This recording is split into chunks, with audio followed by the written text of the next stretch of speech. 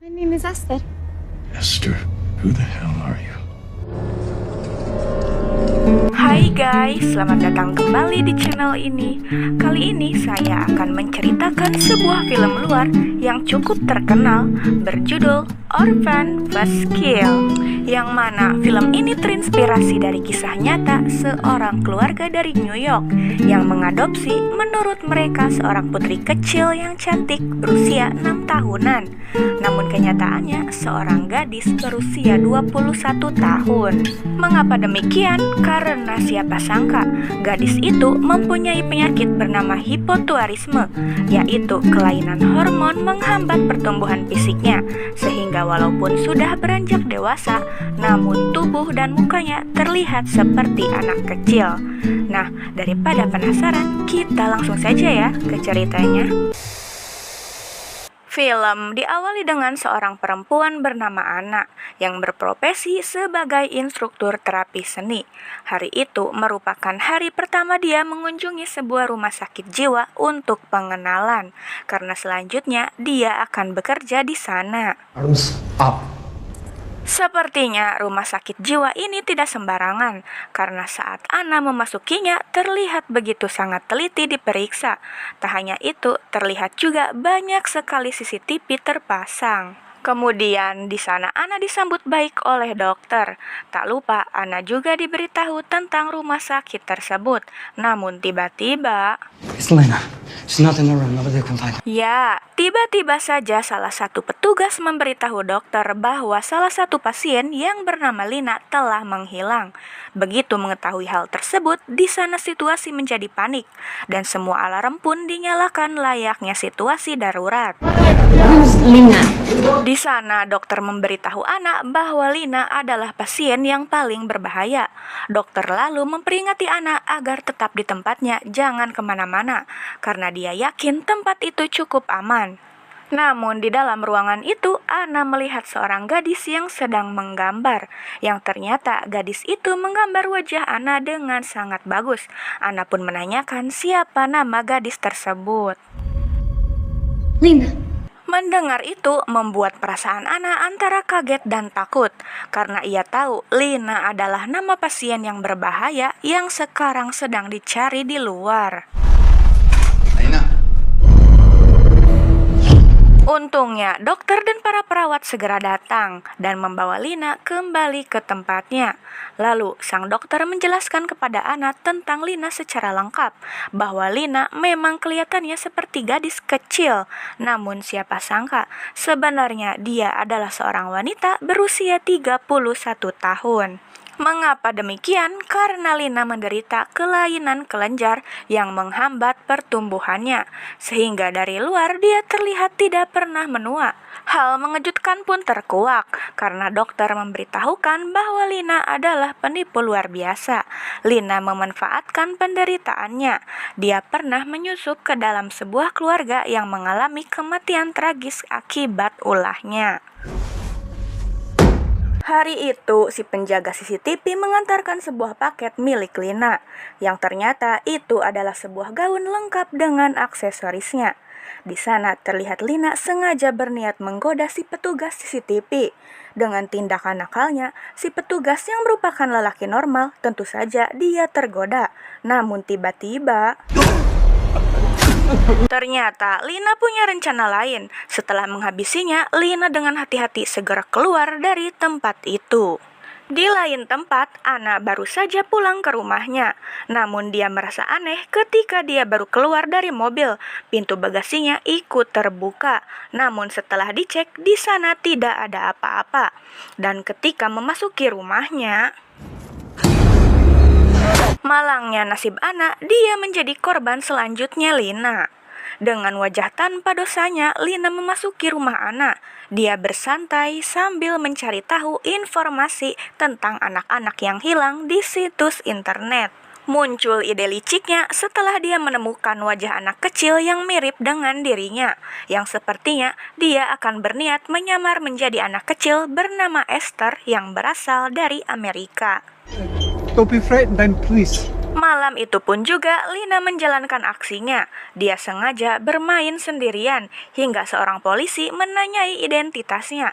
Lina pun menjawab dengan penuh yakin kepada polisi bahwa orang tuanya berasal dari Amerika dan dia sendiri bernama Esther. Di lain tempat, tepatnya di Amerika, keluarga Esther asli yaitu ibunya bernama Tricia dan ayahnya bernama Ellen sedang menyaksikan anak pertamanya atau kakaknya Esther yang bernama Gunnar sedang mengikuti perlombaan olahraga anggar. Sampai akhirnya Gunnar pun berhasil memenangkan lomba tersebut. Tapi hal itu tidak sepenuhnya membuat ayahnya senang karena diketahui semenjak mereka kehilangan Esther, anak kedua mereka yang tiba-tiba menghilang. Saat itu pula membuat keluarga harmonis ini merasa tidak sehangat dulu. Apalagi Ellen selaku ayahnya sangat begitu terpukul. Namun tiba-tiba di tengah percakapan mereka muncul seorang detektif dan polisi yang memberitahukan bahwa mereka menerima informasi tentang Esther yang masih hidup di negara lain. Malam itu juga ibunya langsung terbang ke negara sebelah karena ingin segera bertemu dengan putrinya. It's mommy. Dengan keahlian menipunya, Lina berhasil menyamar menjadi Esther, sampai ibunya segera membawa Esther untuk kembali pulang. Nah, dari sini kita sebut saja ya, Lina yang menyamar sebagai Esther KW. Di dalam pesawat, ibunya mengingatkan kembali tentang ayah, kakak, dan neneknya Esther. Namun di sana Esther dengan optimisnya menjawab bahwa dia merindukannya, bahkan tak sabar ingin segera bertemu dengan neneknya. Di sana ibunya terheran karena neneknya Esther sudah meninggal saat Esther sudah lumayan gede. Masa iya dia sudah lupa? Dan itu membuat ibunya sedikit terheran-heran. Sesampainya di bandara, terlihat ayahnya dan Gunnar sudah menunggu mereka di sana. Daddy?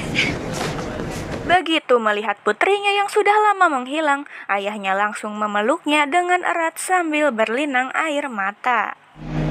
Halo, Gunnar. Tapi di sini Gunnar terlihat terkejut seperti tak percaya apa yang sedang dia lihat, bahwa adiknya sudah kembali bersamanya. Dia juga langsung memeluk adiknya. Sesampainya di rumah, orang tuanya langsung mengantarkan Esther KW ke kamarnya. Di sana ibunya mengatakan bahwa kamarnya Esther tidak pernah mereka ubah, karena mereka yakin bahwa Esther masih hidup. Lalu sebelum orang tuanya pergi, ibunya mengatakan bahwa besok akan membawa ke psikolog langganannya zaman Esther dulu. Dia juga menanyakan apakah Esther masih ingat dokter psikolog tersebut, karena dia juga punya seekor burung beo bernama Sydney yang sering bermain bersama Esther dulu. Esther KW pun langsung menjawab iya, karena dalam hatinya dia takut ibunya akan curiga lagi. Okay, you can go in. Doctor's... Benar saja, keesokan harinya Esther langsung diminta menceritakan bagaimana kehidupannya ketika dia menghilang selama 4 tahun belakangan. To play with. Hello?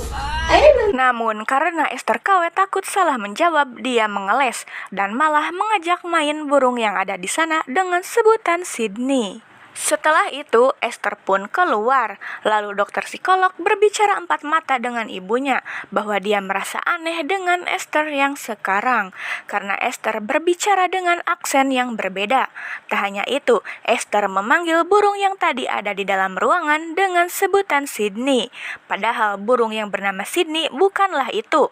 Dokter merasa bahwa Esther seperti berpura-pura, yang tanpa disadari Esther KW menguping pembicaraan mereka. Dengan daya tipunya yang luar biasa, Esther KW berakting bahwa anak laki-laki yang ada di sana telah menyakitinya, agar percakapan dokter dan ibunya segera selesai, karena dia tidak mau ibunya semakin curiga. Rencana Esther KW pun berhasil, mereka akhirnya pulang. Namun ketika di jalan, ternyata diam-diam ada seorang detektif yang waktu itu mengabari ketika Esther ditemukan. Rupanya detektif itu mulai curiga bahwa dia bukan Esther yang sebenarnya. Esther KW yang melihat itu, dia pun merasa terancam. So beautiful. Sesampainya di rumah, ayahnya yang seorang seniman pelukis membawa Esther KW ke ruang lukis miliknya. Esther KW yang sudah terbiasa melukis ketika di rumah sakit jiwa, dia pun melukis ayahnya dengan sangat bagus. Namun ayahnya yang tidak tahu bahwa itu Esther KW, dia pun berpikir bahwa lukisan Esther bagus karena darah seni yang dia miliki mengalir pada anaknya. Ketika ayahnya pergi keluar, diam-diam Esther KW menempelkan bibirnya dengan jari ke lukisan ayahnya, yang ternyata hal itu dilihat oleh ibunya. My wife, I can deal with a few rich. Semenjak kembalinya Esther membuat ayahnya kembali hangat seperti dulu. Bahkan yang tadinya selalu marah dan dingin, kini dia kembali romantis kepada istrinya.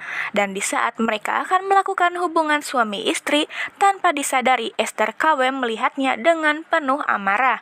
Ya, ternyata diam-diam dia mencintai ayahnya. Dia pun menggagalkan rencana mereka. Karena kemarin gagal, akhirnya keesokan malamnya ayah dan ibunya berpamitan kepada Gunnar dan Esther karena mereka berniat akan pergi dinner keluar. Merasa bebas karena orang tuanya pergi, Gunnar malah mengundang teman-teman ke rumahnya untuk berpesta. Sedangkan Esther KW hanya bisa melihatnya dari dalam kamar. Dan saat Esther KW menghampiri Gunnar, Gunnar malah mengusirnya. Ternyata Gunnar terlihat baik kepada Esther ketika di depan orang tuanya saja. Tak lama kemudian datanglah seseorang yang ternyata dia adalah detektif yang memata-matai Esther. Di sana dia berpura-pura mencium bau obat terlarang karena adanya pesta di rumah itu. Padahal sebenarnya dia diam-diam menyusup ke dalam kamar Esther untuk mengambil beberapa bukti. Ya, ternyata dia mencuri kaset yang sedang Esther KW nyalakan untuk dilakukan sidik jari. Mengetahui hal itu, Esther KW sangat marah dan dia terlihat seperti akan pergi. Esther, we're home. Tanpa disangka, entah kenapa ibunya malah pulang dengan cepat. Dia mencari-cari Esther KW di kamarnya pun tidak ada. Namun dia menemukan buku pribadi milik Esther KW. Ketika membukanya, betapa terkejutnya di dalam buku itu terdapat foto dirinya dan suaminya. Namun di foto itu hanya ibunya yang Esther KW coret-coret, tapi suaminya tidak. Di lembar selanjutnya terdapat gambar detektif yang memata-matainya. Dan betapa terkejutnya lagi, di buku itu terdapat cap nama rumah sakit jiwa yang dulu Esther KW tinggal. Di lain tempat, detektif berhasil mengetahui bahwa anak yang kemarin ditemukan bukanlah Esther yang asli. Karena hasil sidik jarinya tidaklah cocok, namun tiba-tiba Esther KW dengan penuh membabi buta menghabisinya, disusul oleh ibunya yang tiba-tiba datang malah ikut menembaknya. Setelahnya, mereka berbicara empat mata. Esther KW kini tertangkap basah bahwa dia seorang buronan pasien rumah sakit jiwa. Dan tadi ibunya pulang dengan cepat karena Gunnar menelponnya bahwa detektif datang ke rumahnya. Sehingga ibunya tahu keberadaan Esther KW dan langsung menyusulnya. Mendengar hal itu, Esther KW hanya terdiam pasrah, lalu meminta ibunya untuk melepaskannya. Namun, tidak semudah itu. Ternyata ibunya tidak mau melepaskannya karena dia tidak mau kehilangan Esther untuk yang kedua kalinya. Karena ternyata sebenarnya dari awal ibunya sudah tahu kalau dia bukan Esther. Mengapa demikian? Karena Esther yang asli sudah meninggal akibat ulah Gunnar yang selalu keras kepada adiknya. Namun ibunya merahasiakan itu semua karena dia juga tidak mau kehilangan Gunnar, anak pertamanya. Nah, karena semenjak kedatangan Esther KW, kini suaminya kembali mencintainya. Maka ibunya mengancam jika Esther KW berniat kabur, maka ibunya akan segera mengirimnya kembali ke rumah sakit jiwa yang dulu. Mau tidak mau, Esther KW pun setuju. Dan mereka langsung membuang mayat si detektif ke dalam sumur yang juga tempat Esther asli dibuang.